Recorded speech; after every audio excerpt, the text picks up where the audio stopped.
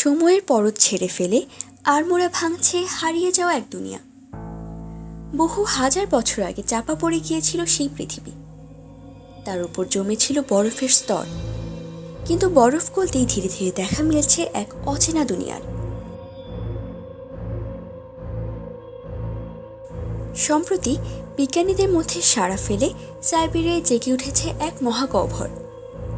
স্থানীয় ইয়াকুতিয়ান জনগোষ্ঠীর বিশ্বাস, বাটাগাইকা নামের মহাগহ্বরটি হচ্ছে পাতালে প্রবেশ করার রাস্তা। প্রায় 1 কিলোমিটার চওড়া এবং 280 ফুট গভীর এই গহ্বরটি প্রতি বছর 33 থেকে 99 ফুট বাড়ছে।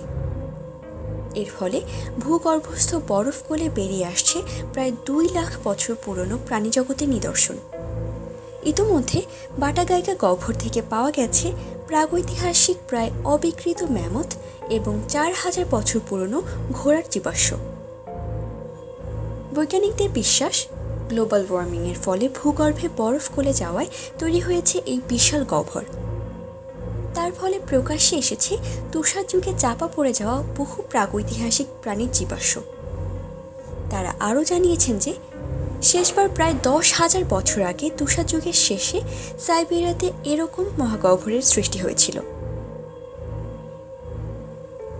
আবহাওয়া বদল ও উষ্ণায়নের গবেষণায় এই গহ্বর থেকে জরুরি তথ্য পাওয়া যাবে বলেও মনে করছেন তারা। তবে এ নিয়ে কিছুটা উদ্বেগও রয়েছে। সম্প্রতি রুশ বিজ্ঞানীরা জানিয়েছেন, এমন গহ্বর থেকে বহু বছর ধরে চাপা পড়ে থাকা স্মল পক্সের জীবাণু বেরিয়ে আসতে পারে।